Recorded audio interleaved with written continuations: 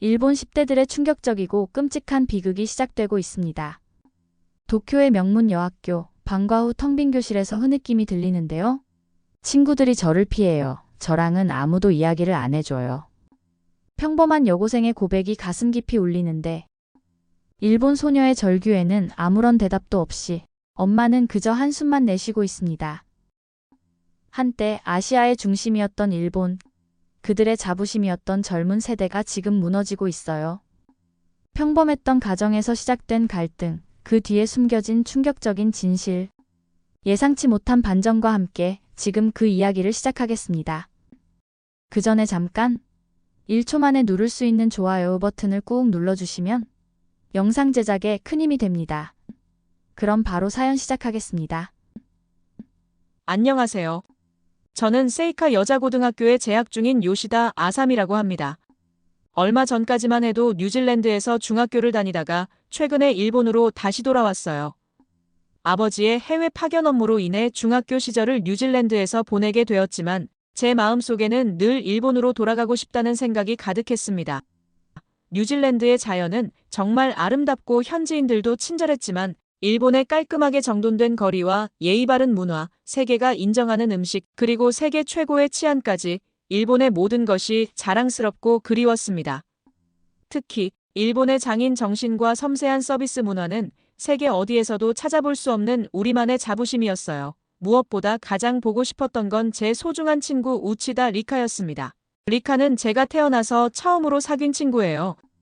우리 집 바로 옆집에 살았던 리카와는 기저귀를 차고 있을 때부터 함께 자랐고 부모님들도 서로 친하게 지내셨기에 두 가족은 주말이면 함께 식사를 하면서 여행도 같이 다녔어요.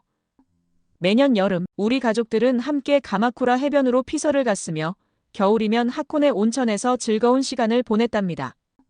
저와 리카는 유치원부터 초등학교까지 늘 같은 반이었는데 하교 길에는 항상 손을 잡고 다녔어요.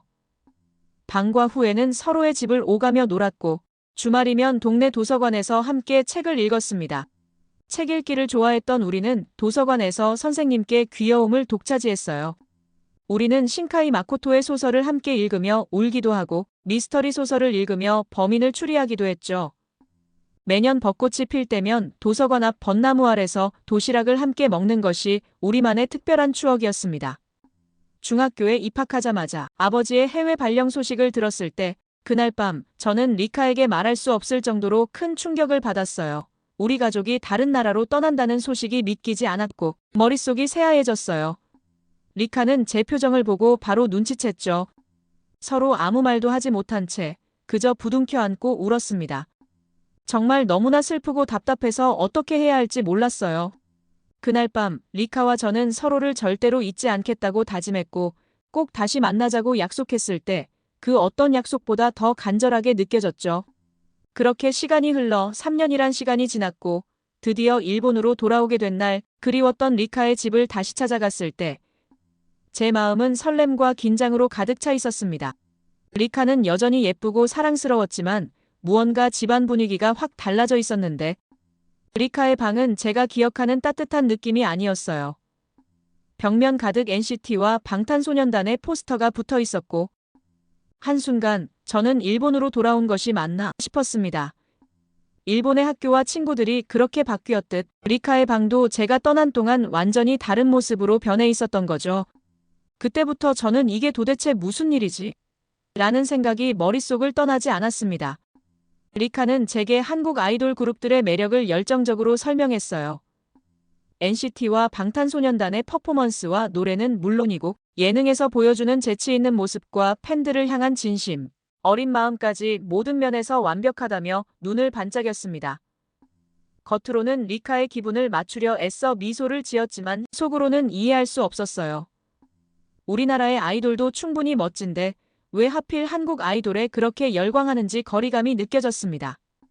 며칠 후 학교에 등교했을 때는 더 큰 충격을 받았는데요.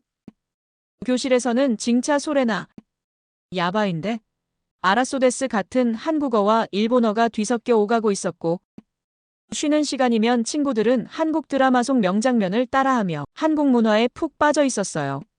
심지어 일부 친구들은 아예 한국어로만 대화를 나누고 있었는데 리카는 그 속에서 한국어를 마치 모국어처럼 구사하며 인기의 중심에 서 있었습니다. 이런 모습 속에서 저는 리카와의 사이가 점점 멀어지는 기분에 가슴이 아팠어요. 태어나서부터 함께 자란 친구인데 이렇게 서로 다른 길을 걸어가야 한다는 게 너무나 슬펐습니다. 한국 문화에 대해 모르는 저와는 대화가 통하지 않는다며 리카는 한국 문화를 좋아하는 다른 친구들과 더 많은 시간을 보내기 시작했어요. 우리의 소중한 추억들이 이렇게 쉽게 끝나버리는 게 두렵더라고요. 단순히 한국이라는 이유로 우리의 우정이 깨져버린다는 게 도저히 이해되지 않았습니다. 그동안 일본의 우수성만을 믿어왔던 제게 이런 상황은 받아들이기 힘든 현실이었지만 소중한 친구 리카를 다시 되찾기 위해서는 무언가 변화가 필요하다는 것을 깨달았습니다. 아무리 한국 문화가 싫더라도 우리의 우정을 지키기 위해서는 제가 먼저 다가가야 했어요. 그래서 저는 한국 문화에 대해 알아보기로 마음먹었습니다.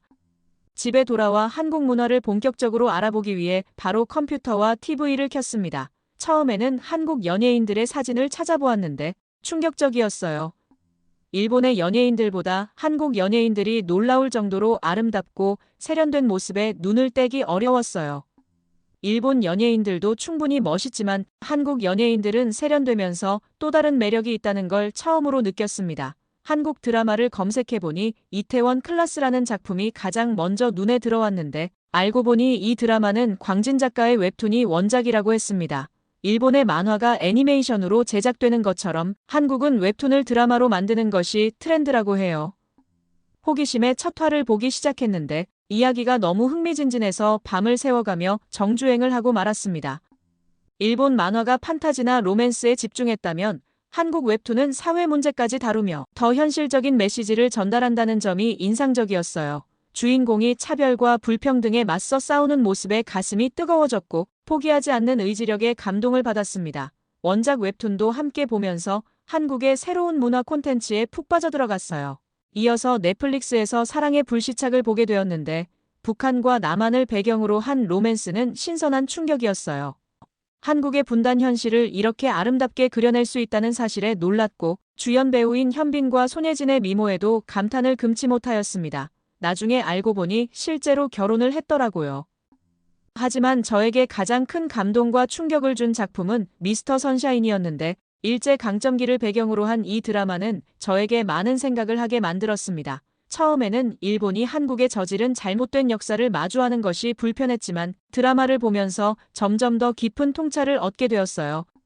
이 드라마는 단순히 일본을 악으로 그리는 것이 아니라 당시 조선의 봉건적이고 폐쇄적인 사회구조도 함께 보여주었고 신분제로 인해 고통받는 백정의 아들, 여성이라는 이유로 자유를 억압당하는 귀족 규숙, 노비 출신으로 미국으로 건너가 새 삶을 시작한 주인공 등 다양한 인물들의 이야기가 가슴 아프게 다가왔어요.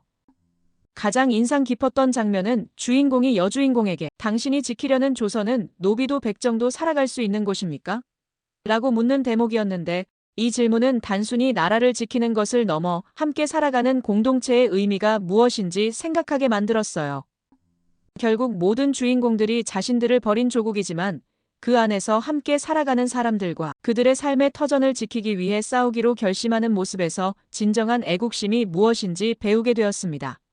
이런 깊이 있는 메시지는 제가 알던 어떤 일본 드라마에서도 찾아볼 수 없었어요. 미스터 선샤인을 보고 난 후 저는 한국 문화에 대한 새로운 시각을 갖게 되었습니다.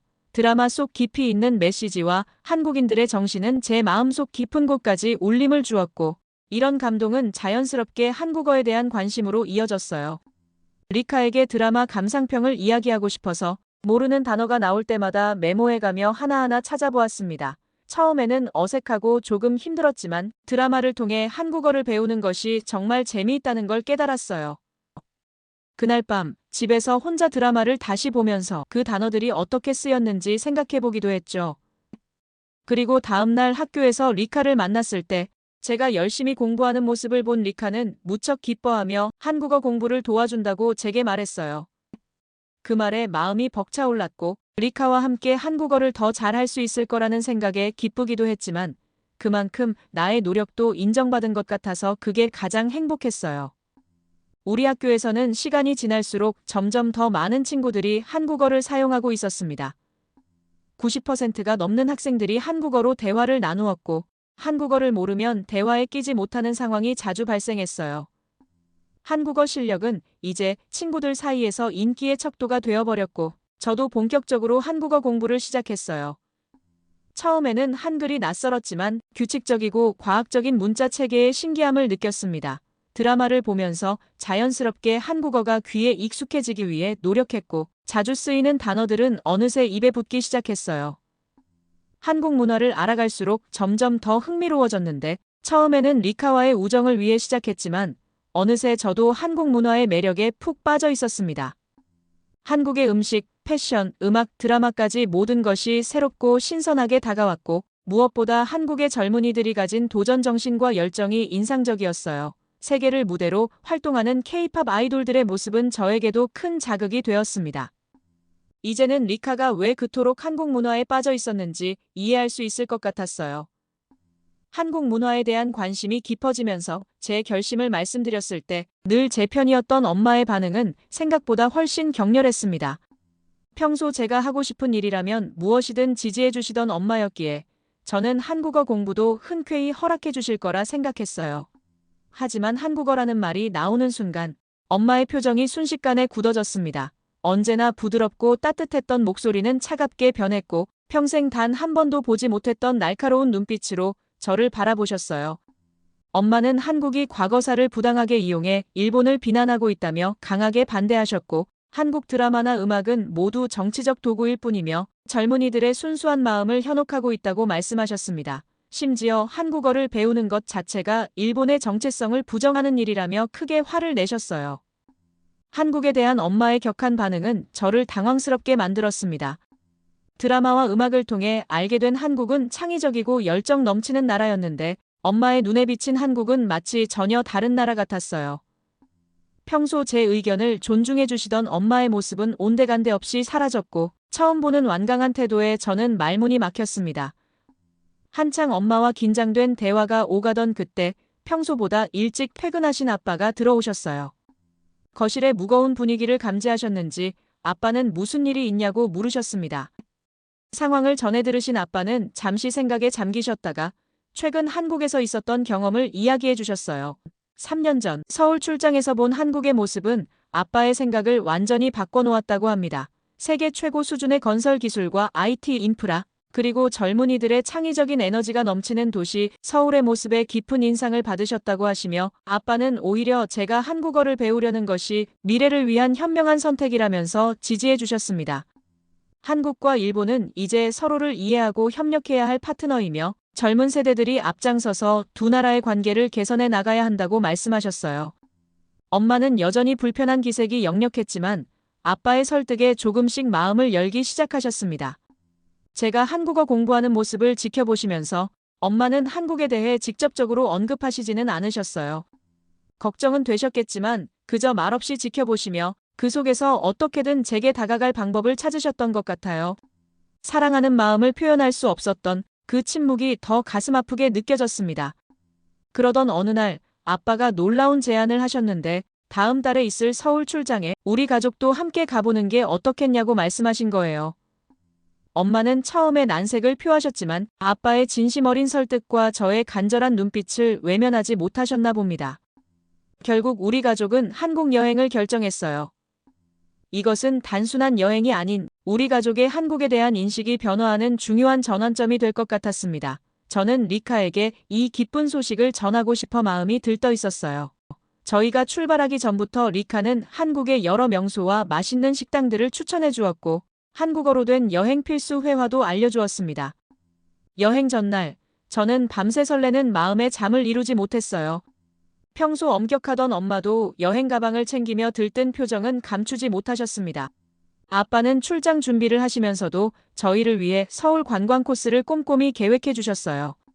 드디어 설레는 마음으로 일본을 떠나 인천국제공항에 도착했을 때 우리가 알던 일본의 모습과는 전혀 다른 광경을 마주하게 되었는데, 나리타 공항도 세계적인 공항이라고 자부해왔지만 인천공항의 규모와 시설은 그동안의 제 생각을 완전히 바꿔놓았습니다. 나리타 공항이 전통적인 일본의 모습을 고수했다면 인천공항은 마치 미래의 모습을 보여주는 것 같았어요. 입국장에서부터 첨단 기술로 가득했고 모든 절차가 신속하고 효율적으로 진행되었습니다. 공항에서 서울로 가는 길, 우리는 공항철도를 이용했는데 일본의 복잡한 철도 시스템과는 달리 한국의 대중교통은 놀라울 정도로 단순하고 편리했습니다. 도쿄의 지하철은 13개 노선에 100여 개가 넘는 사철이 얽혀 있어 환승할 때마다 추가 요금을 내야 하고 환승거리도 멀어 불편함이 많았어요. 지하철역에서 가장 놀라웠던 것은 최첨단 AI 통역 시스템이었는데 외국인 관광객들이 역무원과 대화할 때 투명 스크린을 사이에 두고 각자의 언어로 이야기하면 자동으로 통역이 되어 화면에 나타났어요.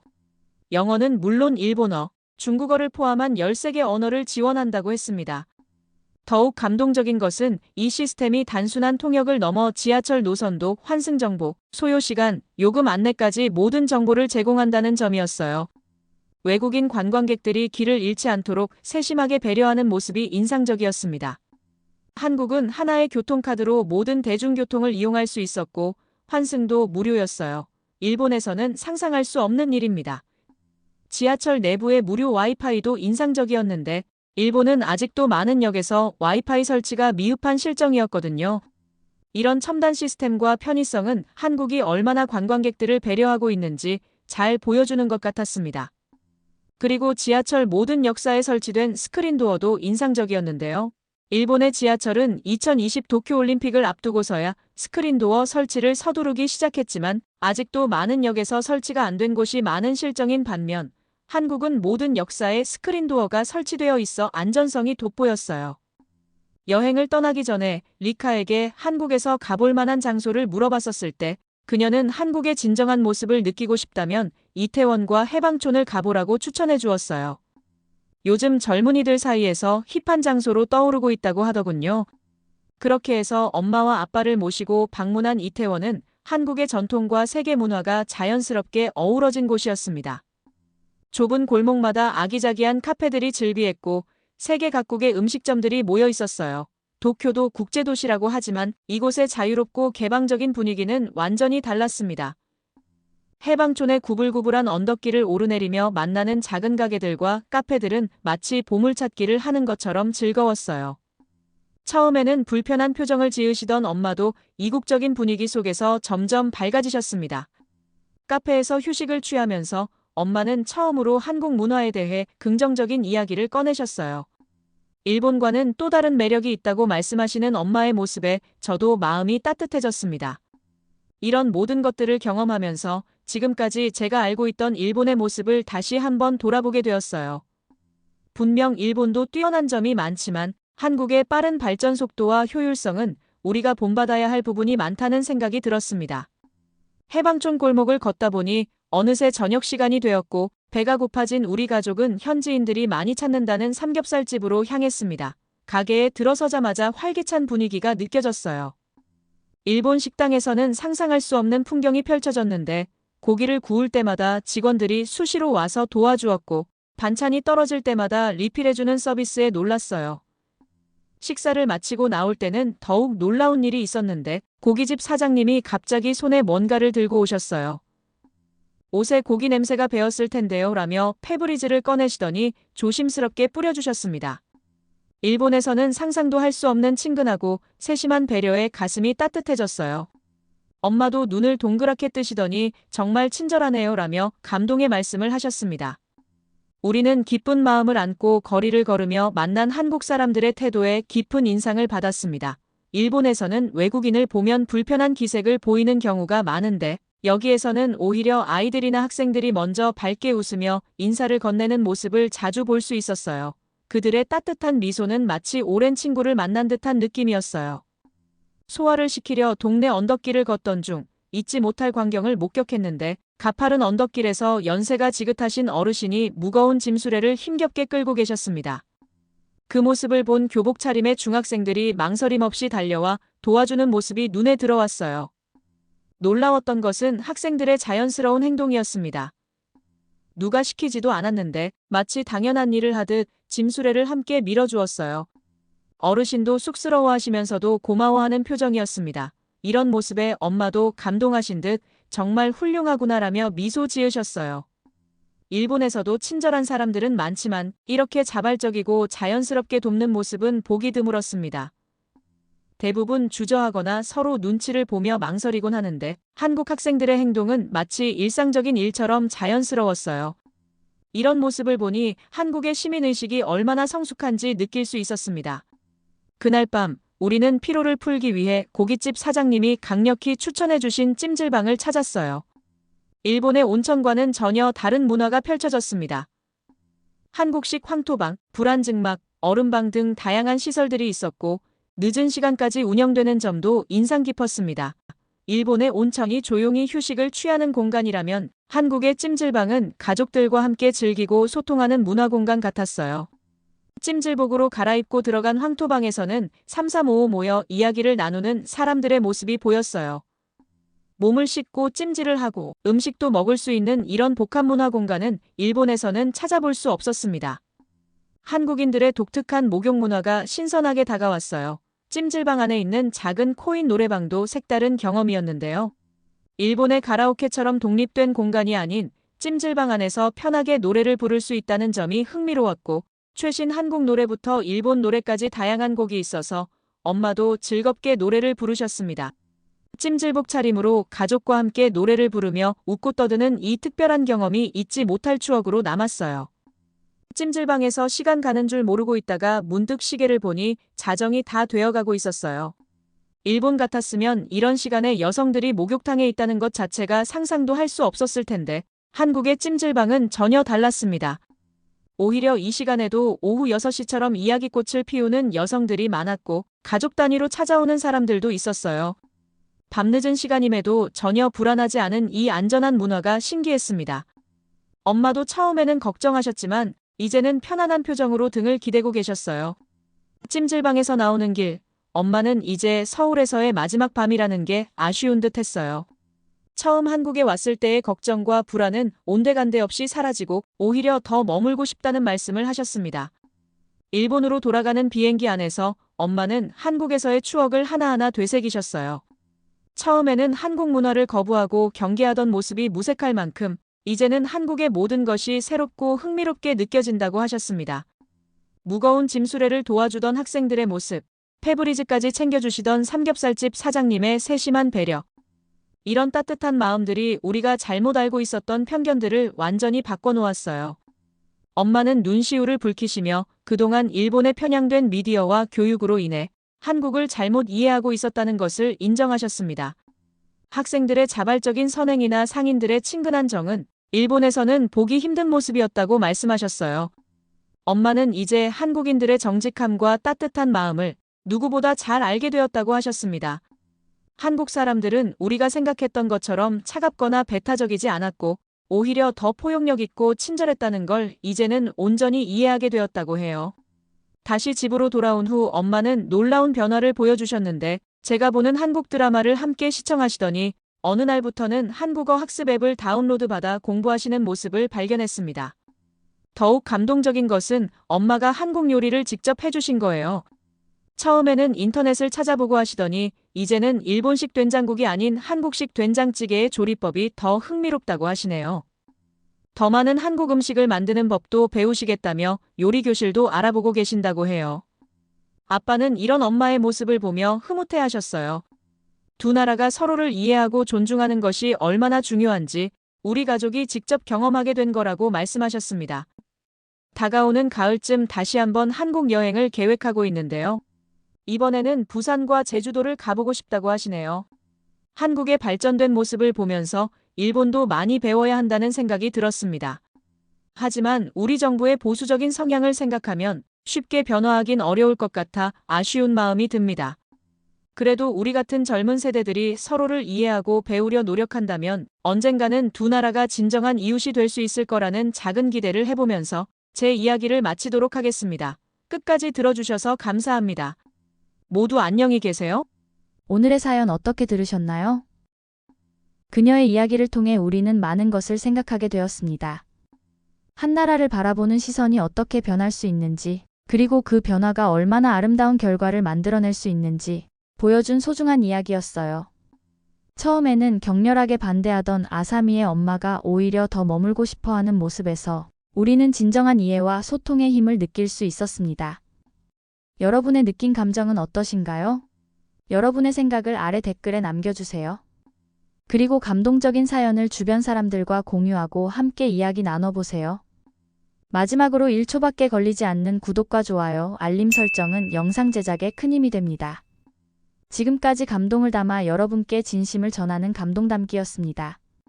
오늘 하루도 행복한 하루 보내세요.